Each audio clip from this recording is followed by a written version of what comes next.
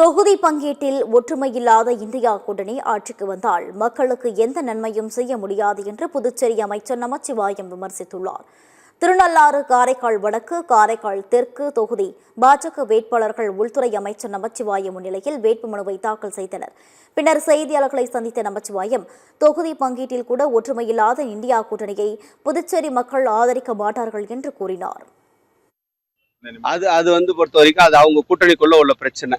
இன்னைக்கு பாத்தீங்கன்னா இதுலயே இவங்க அடிச்சுக்கிட்டு இருக்காங்கன்னா இவங்க நாளைக்கு பின்னிக்கு இந்த மக்களுக்கு என்ன செய்ய போறாங்க? மக்கள் அது தெரிஞ்சுக்கணும். ஏன்னா இதுலயே அவங்களுக்கு ஒரு உடன்பாடு இல்லை, ஒரு ஒத்த கருத்து இல்லை. அப்படி ஒத்த கருத்து இல்லாத கட்சிகள் இந்த மாநிலத்தை இன்றைக்கு மீண்டும் பாழ்பட்டு போகிற ஒரு சூழ்நிலையை மக்கள் நிச்சயம் அனுமதிக்க மாட்டார்கள்.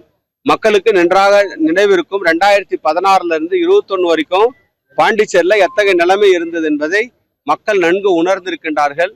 எனவே அந்த கூட்டணியை மக்கள் ஆதரிக்க மாட்டார்கள்.